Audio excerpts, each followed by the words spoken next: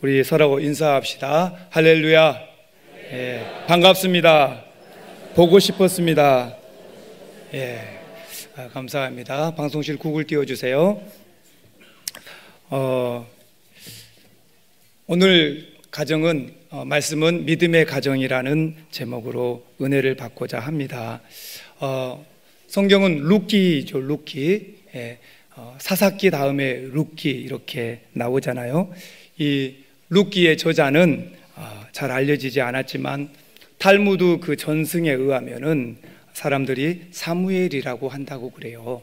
그러나 또 이 룻기 4장 17절이나 22절에 보면은 우리 이새의 아들 얘기가 나오고 또 다윗 얘기가 나옵니다.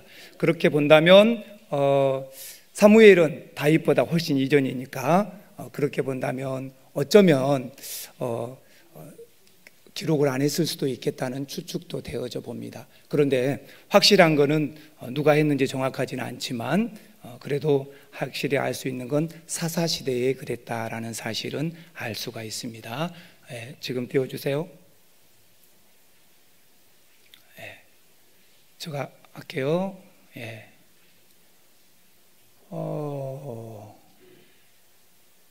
지구입니다, 지구.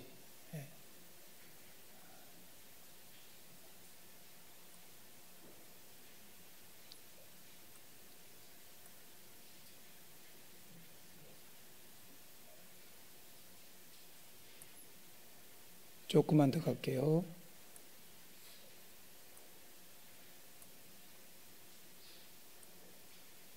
여기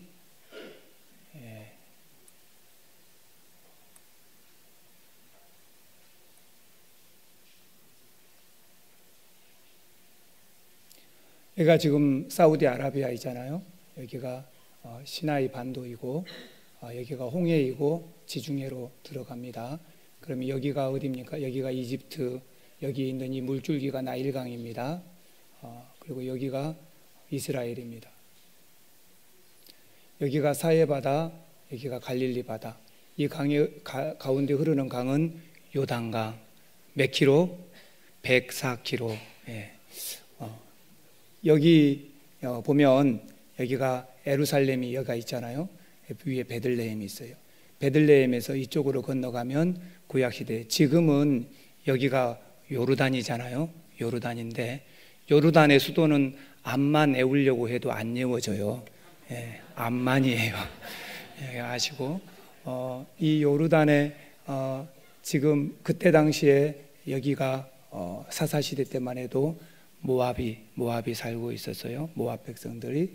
예, 또 암몬이 살고 있고 모압이 살고 있고 여기 모압 땅이에요. 이 베들레헴에서 요단강을 건너서 이리 가면 여기가 모압 땅입니다.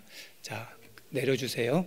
자, 문제는 이 모압 땅이에요. 이 모압 땅에 사사 시대에 여호수아가 가나안 땅을 다 점령하고 그리고 살다가 죽게 되고 또 여호수아를 따르던 장로님들도 다 죽게 되고 그 다음 세대부터가 문제예요. 그들이 예배하는 삶이 사라져 버렸어요. 문제가 시작됐겠잖아요. 지금은 5월달 가정의 달, 우리 장로님 기도하신 것처럼 이 가정의 달 우리가 믿음의 가정을 가집시다. 한번 옆 사람하고 얘기합시다. 믿음의 가정을 가집시다. 예, 제일 중요한 게 5월달 믿음의 가정이잖아요. 이렇게 사사들이 믿음 없는 모습으로 가정을 꾸려 나가버려요. 그래서 성경 그대로 표현한다면 자기 소견에 오른 대로 살아버려요. 자기 소견에 오른 대로. 하나님 뜻이 어디 있는가? 성경 말씀은 뭐라고 하는가? 이게 다 사라져버렸어요. 자기 소견에 오른 대로 살아버렸어요. 그렇게 시대가 흘러가는 게 이 사사기입니다. 이 사사기 400년 동안. 그래서 주변에서 수많은 나라들이 오늘 우리로 굳이 표현한다면은 전라도가 공격을 당하고 또 경상도가 공격을 당하고 또 강원도가 공격을 당하고 경기도가 공격을 당하고 군데군데서 쥐어 터져요. 주변에서 공격을 해오는 거예요. 그래서 주변과 사이가 매우 안 좋아요. 그런 시대의 400년이 사사시대였어요. 그런데 이 사사기에 보면 유다하고 요단강 건너편에 아까 모압 땅하고 서로 왕래하고 사이가 괜찮다는 것을 느낄 수가 있어요. 그렇다면 아마 사사기 초반이지 않았을까 그렇게 생각해 봅니다. 그러면 그 사사기 초반, 적어도 400년 동안 400년의 사사시대 중에서 200년 안쪽이지 않을까 그렇게 생각도 해봅니다. 자, 이런 시대에 이 베들레헴에 누가 살고 있었는가가 중요해요. 이 믿음의 사람들이 살고 있었죠. 근데 여기에 오늘 본문의 주인공인 나오미라는 여자가 나옵니다. 이 15절의 나오미. 이 나오미가 자기 남편과 함께 엘리멜렉과 함께 베들레헴에 가뭄이 드니까 우리가 먹고 살자고 어디로 가야 하냐? 건너편 요단강 건너서 모압 땅으로 갑시다. 이렇게 한 거예요. 부부가 가족의 일을 통해서 결정했어요. 그래서 자기 아들들 둘을 데리고 떠납니다. 그래서 요단강 동편의 모압 땅으로 가게 돼요. 사사시대는 어떻게 보면 하나님 유다 이 이스라엘 입장에서는 정말로 부끄럽고 창피한 시기예요. 영적인 암흑기예요. 왜냐하면 하나님 없는 시대를 살아버렸으니까. 하나님께서 땅도 주고 집도 주고 포도밭도 주고 파지 않은 우물도 주고 원래 살고 있는 족속들을 다 몰아내고 그 땅을 자기 백성들에게 선물로 줬는데 그 자기 백성들은 하나님 예배하지 않고 살아가니까 하나님 입장에서 볼 때는 얼마나 배은망덕했겠어요. 그래서 사사기는요, 이 이스라엘 입장에서는 부끄러운 역사예요. 부끄러운 역사. 근데 그보다 더 부끄러운 역사가 룻기에 나옵니다. 오늘 본문의 룻기예요. 룻은 누굽니까? 이방 여인, 모압 여인이에요. 근데 이 룻이 이방 여인인데 하나님을 믿겠다는 거예요. 여호와를 믿겠다는 거예요. 하나님 예배하고 살겠다는 거예요. 내가 하나님 백성이 되겠다는 거예요.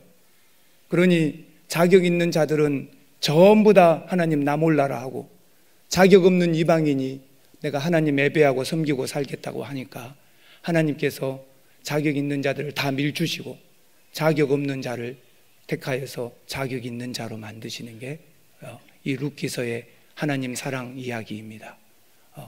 그래서 우리가 알 수 있어요. 하나님의 백성은 혈통으로 이어지는 게 아니에요. 하나님의 백성은 하나님의 뜻을 따르는 자로 이어지는 것을 믿으시길 바랍니다. 그래서 이 룻이라는 여인이 성가대 너무 좋아요. 아멘 해주시니까 힘이 나잖아요. 여담입니다마는 서치를 했어요. 서치를 했는데 부흥하는 교회가 어디가 부흥하는가 보자 그렇게 했어요. 그랬더니 어디 교단이 제일 부흥한가 보자 그랬더니 어디였을까요? 순복음. 그러면 순복음이 왜 부흥하는가 보자 하고 조사했더니 얼토당토 않는 부흥의 이유가 하나 적혀 있었어요. 여러분도 들으면 웃으실 거예요. 뭐가 순복음이 왜 부흥했냐? 그 조사해 놓은 거예요. 한번 따라합시다. 2번 아멘.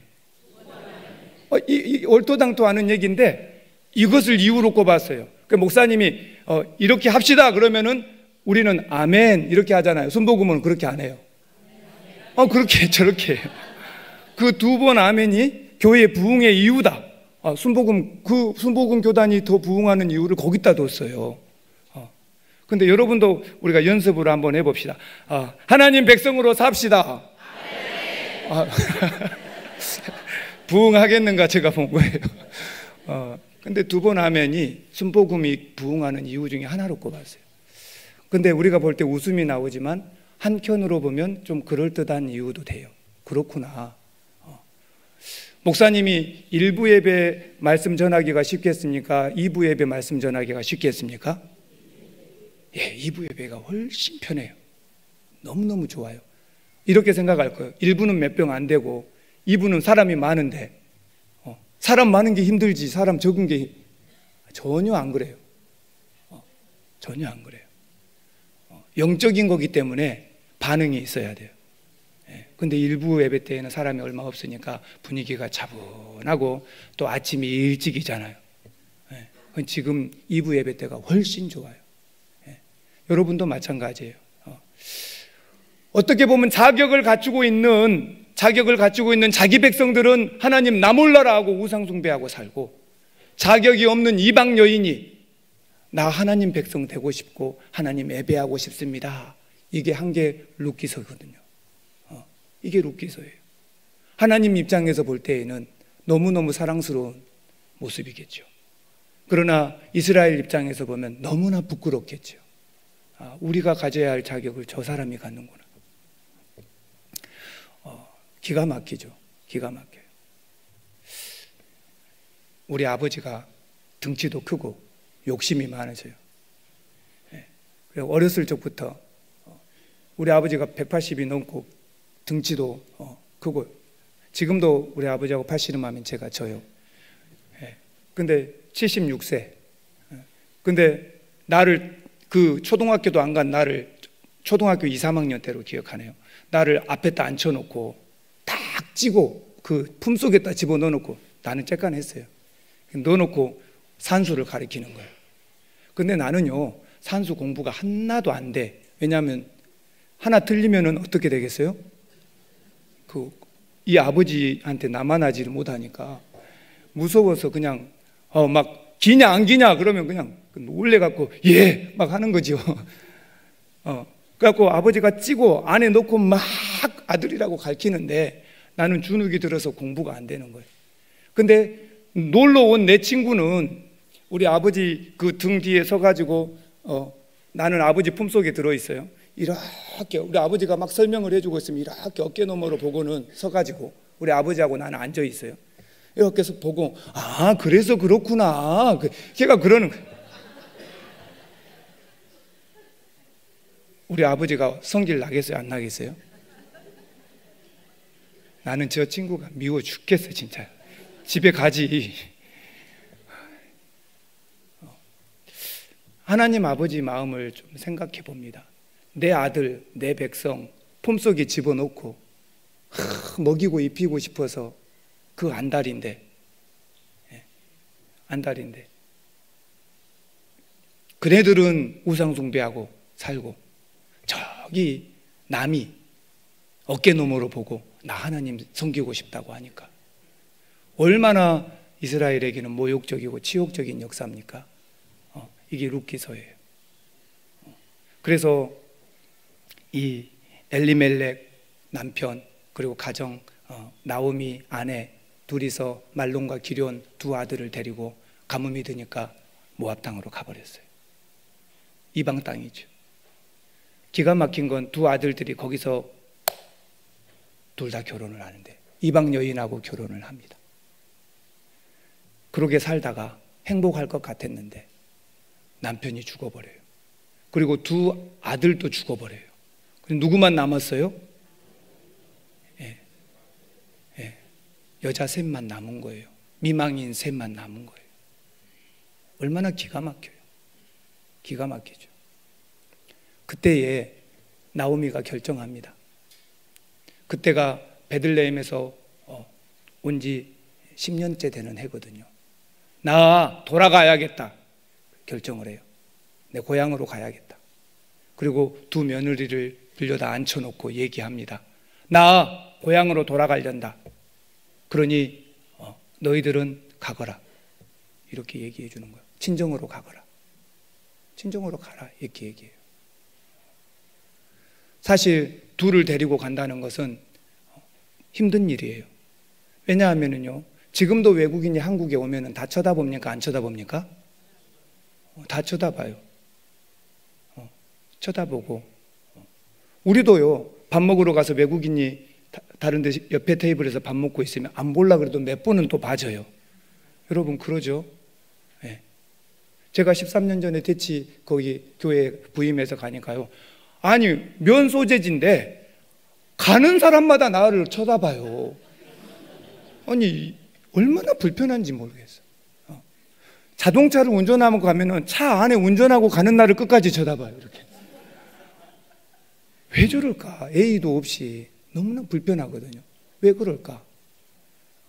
근데 제가 한 10년쯤 살다 보니까요, 우리 동네 사람들을 다 알게 됐어요. 근데 가끔 뉴페이스가 하나 등장해요.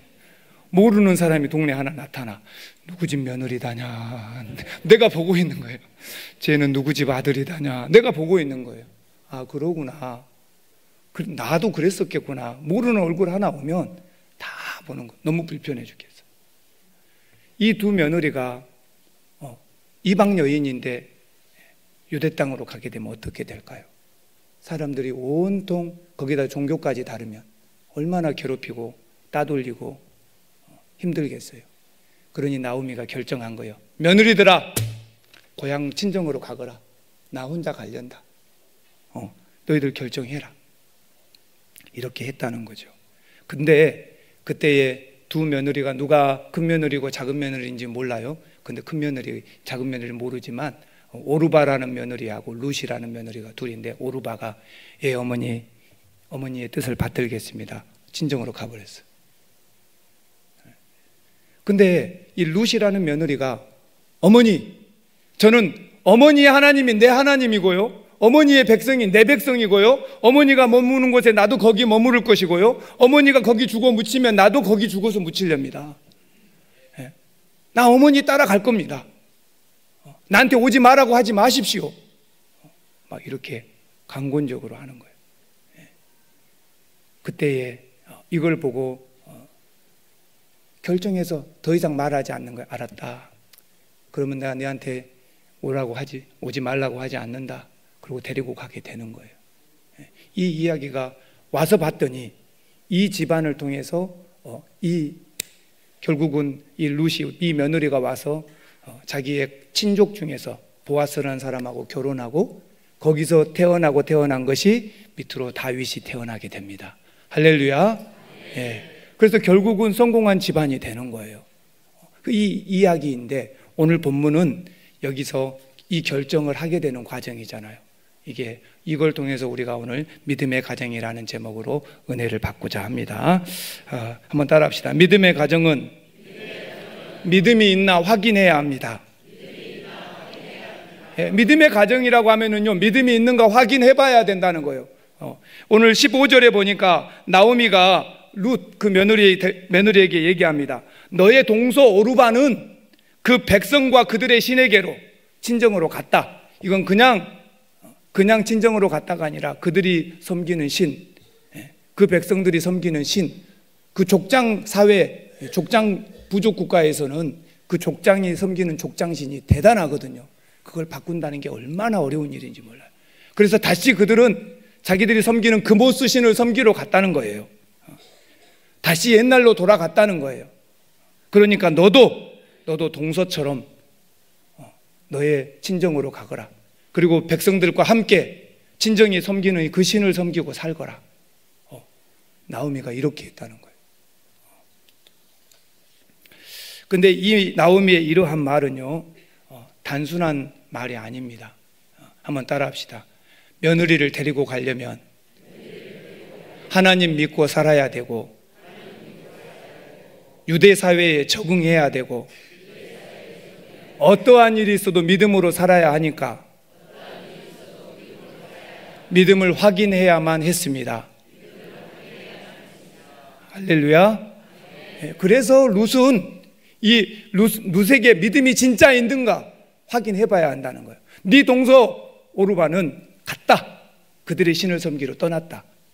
근데 너는 너의 신을 섬기러 떠나야지. 거기 가면 남편도 없는데 거기 가면 아버지 밑에 다시 들어가서 재혼도 할 수 있고, 아버지 밑에 다시 들어가면 경제적으로도 아버지가 챙겨줄 것이고, 네가 나 따라가면 늙은 시모를 보양해야 되고, 누가 하나 일감 주지 않는데 어렵고 힘든 삶을 살아야 할 것이다. 그리고 결혼은 못할지도 모른다. 그래도 네가 따라갈 믿음이 있냐? 여호와 한 분만 보고 갈 믿음이 있냐? 그걸 확인하는 거죠. 그 믿음이 있으면 데려가는 거니까. 오늘은 가정의 달입니다. 이 5월 가정의 달은요, 그래서 오늘 부모님 찾아뵙고 오시는 분들이 많아서 너무나 좋아요. 이 가정의 달에 여러분과 제가 안일하게 있지 말고 믿음이 있는가 꼭 가족들을 확인하셔야만 돼요. 그냥 다 믿음이 있겠지 하고 안일하게 내버려 두면 안 돼요. 정말로 구원의 확신이 있는가? 정말로 여호와 그분이 나의 창조주이고 나의 구속주이고 나의 주인으로 모시고 살고 있는가? 분명히 확인을 해보시기를 부탁을 드립니다. 이 플로 박사가 그렇게 얘기했어요. 야곱의 경우하고 비교해 보면서 재미있게 묘사하고 역설적으로 묘사합니다. 마치 하나님이 약복 강가에서 야곱의 신앙을 꺾기 위해서 애쓰신 것처럼 하나님께서 끝까지 야곱의 기도를 안 들어주고 밤새도록 씨름을 했어요. 그런데 야곱이 굽힙니까? 안 굽힙니까? 안 굽히잖아요. 그런 것처럼 나오미도 여기 룻에게 끝까지 친정으로 가서 금옷 쓰신 섬기고 사거라 그러면서 계속 푸싱을 하는 거예요. 이거는 미워서가 아니에요. 이건 귀찮아서 떼내려고 그런 게 아니에요. 그렇게 강하게 밀어도 그가 그걸 뚫고 나와서 하나님 섬기고 예배하겠다고 하면 그러면 데려갈 수 있는 거예요. 할렐루야. 믿음이 있는가 확인해야지 믿음의 고장에 가서 살 수 있는 거잖아요. 그러므로 나오미의 말 속에는 여호와 하나님을 향한 룻의 신앙을 확인하고 싶었던 것이 의도가 다분히 보인다는 겁니다. 어떤 믿음을 보여야만 했을까요? 나오미는 룻의 믿음을 확인합니다. 그런데 룻은 훌륭한 믿음을 갖고 있었습니다. 정말 좋아요. 그러니까 안심하고 데려갈 수가 있었다는 것입니다. 오르바는 떠나갔고 룻만 남았습니다. 마치 이스마엘은 떠나가고 이삭만 남은 것처럼, 마치 에서는 떠나고 야곱만 남은 것처럼 하나님의 심오한 구속 경륜은 이방 여인 룻에게 펼쳐집니다. 그리고 그 룻이 믿음을 고백하고 돌아왔을 때 다윗의 직계 혈통이 되는 거예요. 얼마나 감사합니까? 사랑하는 성도 여러분, 저와 여러분은 오늘 우리 믿음의 가정에, 우리 가정에 믿음이 있는가 꼭 확인해 보시기를 바랍니다. 자녀들의 믿음도 확인해 보시고 우리가 연세가 많으신 우리 부모님들의 믿음도 확인해 보셔야 돼요. 반드시. 제가 연세 많은 분들을 이렇게 신방을 가면 반드시 확인해야 할 게 뭐냐면 구원의 확신이 있는가예요. 그래서 지금 돌아가셔도 천국 가겠습니까? 하고 물어보면요, 그분들이 갈란가 모르겠어. 내가 착하게 못 살아서 뭐 이렇게 얘기해요. 그러면 예수님의 구원 사역을 꼭 얘기해 줍니다. 그리고 어렵게 한 5분, 6분을 해서 예수를 믿으면 간다는 걸 확실히 가르쳐 드려요. 그러면은 그분들이 이제 그리고 제가 또 확인합니다. 아, 예. 그렇게 하셔요. 그럼 제가 너무나 좋잖아요. 그래서 좀 이따 신방 끝나고 집에 가기 전에 한 번 더 물어봐요. 이제는 돌아가셔도 천국 가겠지요? 하고 물어봐요. 그러면은 갈란가 모르겠어. 그러셔. 근데 여러분들 가정에서 하십시오. 가정에서. 예? 가정에서 꼭 하셔요. 가정들마다 우리 자녀들도 진짜 믿음이 있는가, 구원의 확신이 있는가. 믿음이 있어야 위기 가운데도 흔들리지 않거든요. 믿음이 있어야 절대 안 흔들려요. 예. 여러분, 큰 배들은요 다 배 밑바닥에 물을 채우게 되어 있어요. 예. 그래야 무게중심이 밑으로 쭉 내려가요. 그래서 풍랑이 일고 배가 아무리 흔들려도 뒤집히지 않는 거예요. 누구처럼? 오뚜기처럼. 오뚜기 사면 밑에 뭐가 들었어요? 무거운 쇠뭉치가 들어있잖아요. 그러니까 아무리 오뚜기가 흔들려도 안 자빠지는 거잖아요. 배도 그렇게 만들어진 거예요. 저와 여러분의 신앙도 마찬가지입니다. 어떤 위기와 풍랑이 불 수도 있어요. 그러나 그 중심에 구원의 확신이 들어있다면 저 배 밑에 들어있는 많은 물처럼 우리를 안정적으로 잡아줄 것입니다. 네. 그래서 반드시 우리의 자녀들에게 또 연세가 많은 우리 부모님들에게 구원의 확신이 있는가 꼭 확인을 하는 믿음의 가정이 되시기를 바랍니다. 두 번째 믿음의 가정은 믿음을 유산으로 남겨주셔야 한다는 거예요. 6절에 보니까 룻이 이르되 이렇게 얘기합니다. 친정으로 돌아가라고 할 때 룻이 어머니 나오미에게 말합니다. 나에게 어머니를 떠나며 따르지 말고 돌아가라고 강권하지 마십시오. 어머니께서 가시는 곳에 나도 가고 어머니께서 머무시는 곳에 나도 머물고 어머니 백성이 나의 백성이 되고 어머니의 하나님이 나의 하나님입니다. 이렇게 해버려요. 할렐루야.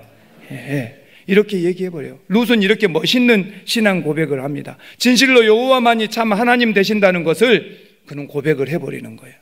그리고 자기 백성에 돌아가면 재혼도 하고 평생 안락을 얻고 살 수 있겠죠. 친척들의 보살핌과 부모님의 보살핌 속에서. 시어머니 따라가면 시어머니 봉양해야 돼요.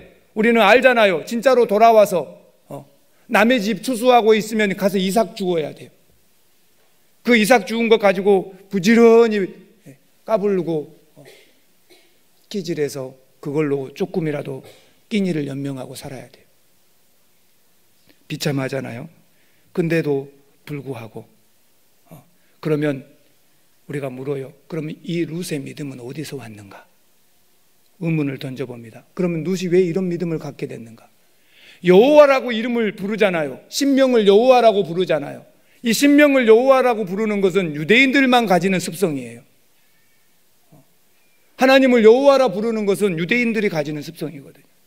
근데 하나님을 가리켜 여호와라 부르는 신명을 사용하는 걸 보면 이미 룻의 마음속에 그의 믿음이 들어와 있다는 얘기예요. 하나님을 모시고 살고 있다는 얘기예요. 그러면 그것이 어디서 왔을까? 어디서 왔겠어요? 친정 아버지? 네, 그의 시모 나오미에게서부터 왔겠죠. 나오미가 가뭄이 드니까 유다를 떠나서 모압으로 가기는 했습니다. 그러나 그 안에는 아직도 여호와 신앙을 갖고 있었고 그 신앙이 며느리들에게 증거되었다는 거죠. 그래서 믿음의 유산이 넘어간 거예요. 할렐루야. 예. 믿음의 유산은 그렇게 넘어가는 거예요. 예. 누구보다도 믿음의 가정, 저와 여러분은 믿음의 유산을 남겨주실 수 있기를 바랍니다. 잠언 22장 6절에 보면 그렇게 얘기합니다. 마땅히 행할 길을 아이에게 가르치라. 그리하면 늙어도 그것을 떠나지 아니하리라. 예. 자녀들에게 믿음의 유산을 꼭 남겨주시기를 바랍니다. 미국의 조지아주에 가면은 중서부 지방에 대부호로 명성을 떨쳤던 레스터 가문이 있습니다. 이 레스터 가문이 얼마만큼 부자였냐면요, 담배 농사를 지었거든요. 담배 농사를 가지고 돈을 벌면은 또 땅을 샀어요. 또 거기 담배를 가득 심어서 또 돈을 벌면 또 땅을 샀어요. 그렇게 해서 얼마나 땅이 많든지 마을로 들어가려면은 사방 어느 곳에서 마을로 들어가려고 해도 레스터의 땅을 밟지 않고 들어갈 수 없을 정도로 어마어마한 땅 부자였어요. 그리고 그 마을로 가는 그 길, 거기를 뭐라고 이름을 불렀는가 그러면은요, 토바코 로드라 불렀어요. 그래서 이 토바코 로드, 그러니까 담배길이라 불렀단 말이에요. 그만큼 많은 담배들을 심고 그만큼 많은 땅을 가지고 대부호로 살았어요. 그리고 레스터는 그 아들에게 어마어마한 유산을 다 물려줬어요. 그리고 그 아들은 그 손자에게 또 어마어마한 유산을 다 물려줬죠. 그런데 3대 손자인 이 지히터가 거기 그 땅에 그대로 살고 있는데 어떻게 사는가 하고 가서 봤더니 소작농으로 살고 있는 거예요. 겨우 3대밖에 안 지났는데 소작농으로 남의 땅 벌어먹고 사는 거예요. 얼마나 기가 막혀요. 그 자식들은 어떻게 됐는가 하고 봤더니 자식들이 그 후에 17명인데 그 중에 5명은 일찍 사망하고 또 9명은 가출했어요. 그러면 멀쩡한 애들은 3명밖에 아니잖아요. 이게 뭐예요? 그리고 그 부부가 고향을 지키면서 레스터 가문을 지키고 살았는데 그만 불 피우다가 불이 집으로 옮겨 붙어서 불 끄다가 타져서 죽어버려요. 기가 막힙니다. 유대인들은요 이런 말을 해요. 돈 대신에 좋은 습관을 유산으로 남겨줘라. 이렇게 하거든요. 돈 대신에 좋은 습관을 유산으로 남겨줘라. 현대의 많은 사람들이 그렇게 얘기해요. 재벌 2세가 되고 싶다고.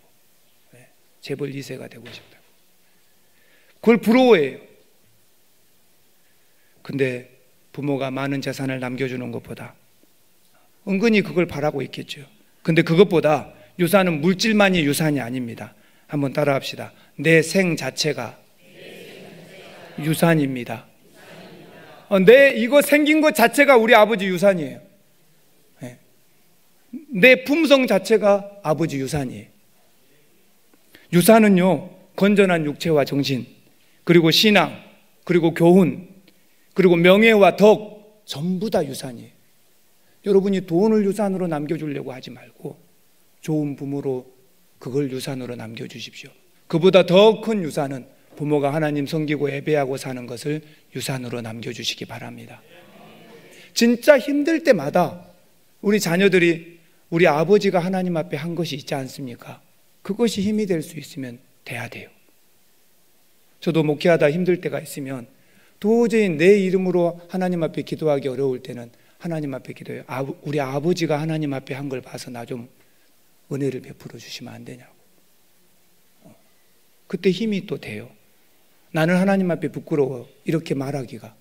근데 우리 아버지가 하나님 앞에 해놓은 것은 하나님 그걸 봐서 나를 은혜를 베풀어 주면 안 됩니까? 이 기도가 나온단 말이에요. 여러분의 자녀들도 그럴 거예요. 믿음의 유산을 물려받으면 여러분이 하나님 앞에서 어떻게 사는가를 자녀들은 다 보고 자랄 것이고, 힘들고 어려운 순간이 다가오면 내 힘으로 내가 하나님 앞에 부끄러워서 참아로 말 못할 순간이 되면 우리 아버지를 봐서 나를 한번 은혜를 베풀어 달라고 할 때가 있단 말이에요.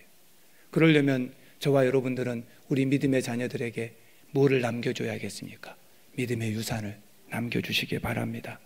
우리 옆에 사람들 보고 얘기합시다. 믿음의 유산을 남깁시다. 네. 할렐루야. 예. 세 번째 믿음의 가정은 확실한 믿음의 고백이 있어야 돼요. 17절에 보니까 어머니께서 죽으시는 곳에 나도 거기 묻힐 겁니다. 내가 죽는 일 외에 어머니를 떠난다면 여호와께서 내게 벌을 내리시고 더 내리시기를 원합니다. 얼마나 확실해요.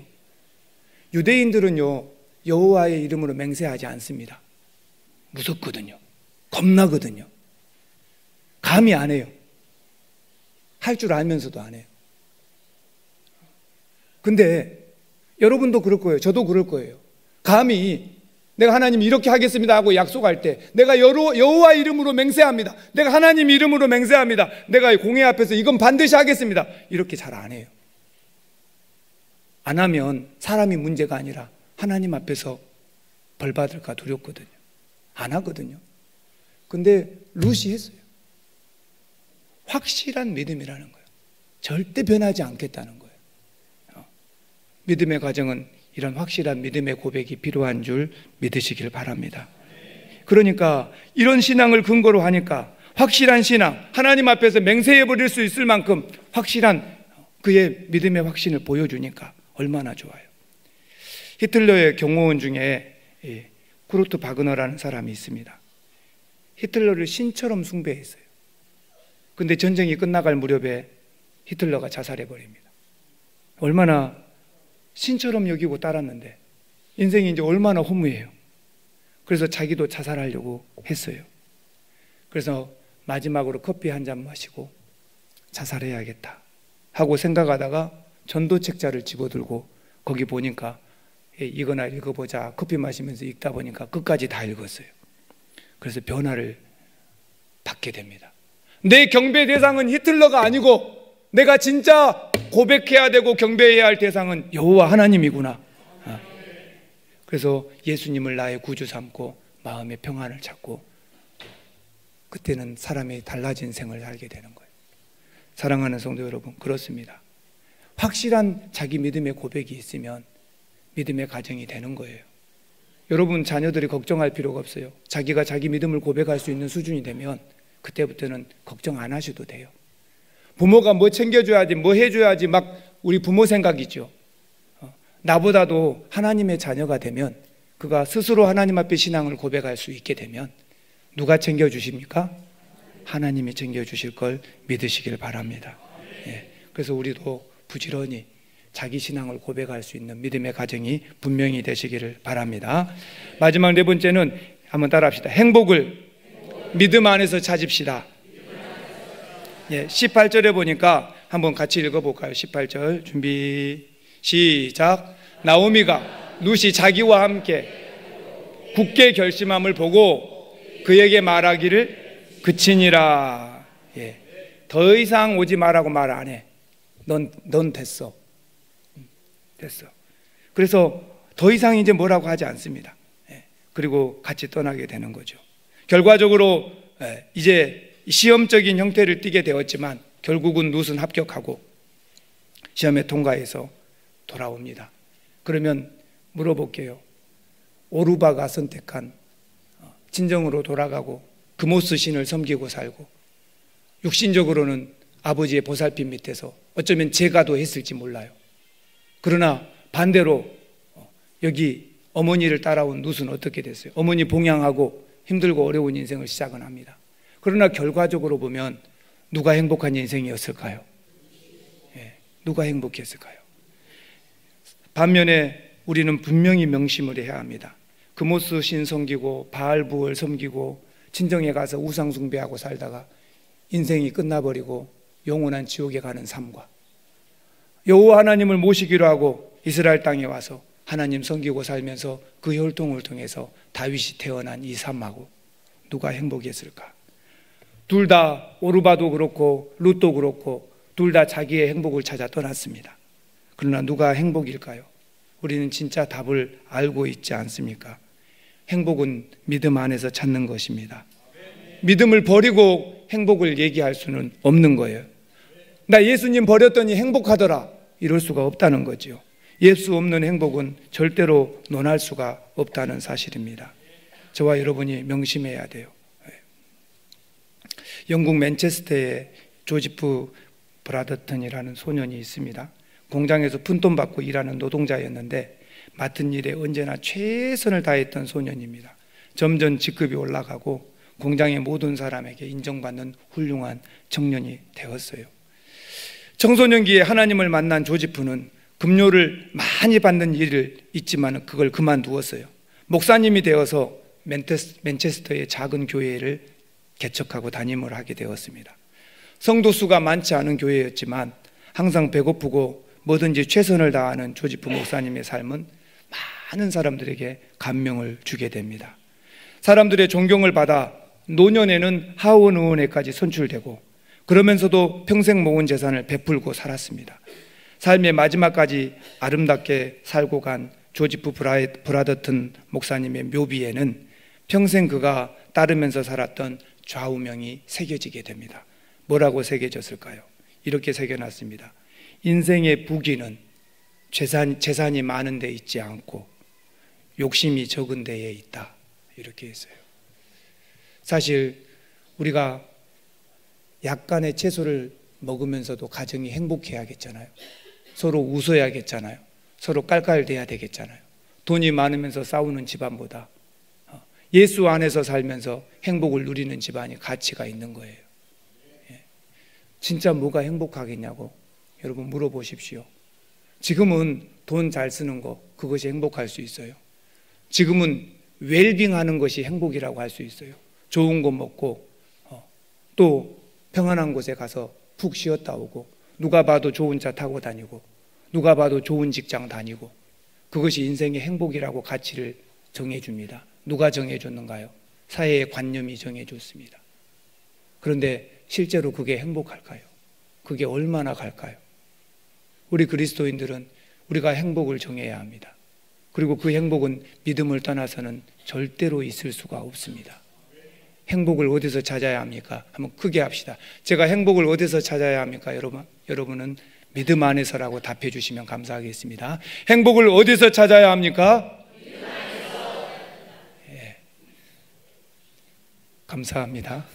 찾아야 합니다까지 하려고 하셔서 감사해요. 믿음 안에서 찾아야 합니다. 행복 믿음 안에서 찾아야 돼요. 예.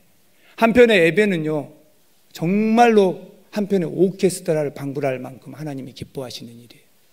누가 하나님 예배합니까? 제가 터키에 가서 10초만 할게요. 터키에 가서 선교사님 만났어요. 아니 왜 터키로 오려고 결정했냐고 내가 물어봤어요. 왜 터키로 왔어? 예배할 수가 없다니까요. 가족들이 몰래 주일날 모여서 기타를 조그만하게 치면서 찬송을 부르고 예배를 했어요. 옆집에서 왔더라는 거예요. 당신 뭔 노래 부르냐고. 그냥 노래 부른다고. 이 사람은 한국 노래도 모르니까. 근데 느낌이 이상한 거야. 그냥 노래하고 찬송가하고 다르잖아요. 그래서 쫓아온 거예요. 그 사람이 경찰이었어. 한 번만 더 노래하면 신고한다고. 다른 노래 부르면 괜찮대요. 찬송가 부르면 쫓아온대요.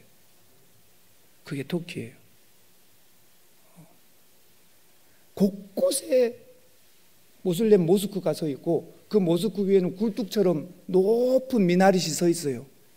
그 미나릿, 굴뚝 공장 같은 그 미나릿 위에서 하루에 5번씩 시간만 되면, 우리로 말하면 사제들이죠, 사제들이 올라가 가지고 마이크를 붙잡고 확성기를 동네에다 들고 한 12가지 정도의 순서가 있어요. 정해진 거. 일어나서 알라를 찬양하라, 또 게으르고 그러지 말아라, 뭐 쭉 있거든요, 12가지. 근데 그거를 자기 육성으로 마이크를 잡고 날마다 알라를 찬양하라. 근데 목소리도 그렇게 해. 그러면 여기 미나리 저기 미나리에서 다 순식간에서 올라와가지고 같은 시간에 막 이 외쳐대기 시작해요. 거기서 내가 예수 믿는다고 했다가는 돌 맞을 것 같은 그런 분위기예요. 도대체 왜 이런 나라로 선교사로 왔냐고 내가 물어봤어요. 예배 한 편도 못 드리는 거예요. 그랬더니 그 선교사님이 이렇게 대답해요. 아무도 예배 안 하니까 내가 와서 해야 되지 않겠습니까? 그래서 왔다는 거예요. 결정한 이유가 그거라는 거예요. 아무도 예배하지 않는 땅에서 나라도 한번 예배해야 되지 않겠습니까? 그래서 왔다는 거예요. 그래서 내가 더 이상 안 물어봤어요. 감사합니다. 사랑하는 성도 여러분, 믿음의 가정은요, 믿음으로 사는 거예요. 행복은 스스로 믿음 안에서 찾는 겁니다. 세상이 정해놓은 관습으로 돈 많고 좋은 회사, 좋은 웰빙하는 삶, 이게 아니라 예배하는 삶, 하나님 높이는 삶, 그것이 믿음이고 그것이 행복이라는 것을 명심하시길 바랍니다. 기도하겠습니다. 하나님 감사합니다. 우리 믿음의 가정으로 살기를 원합니다.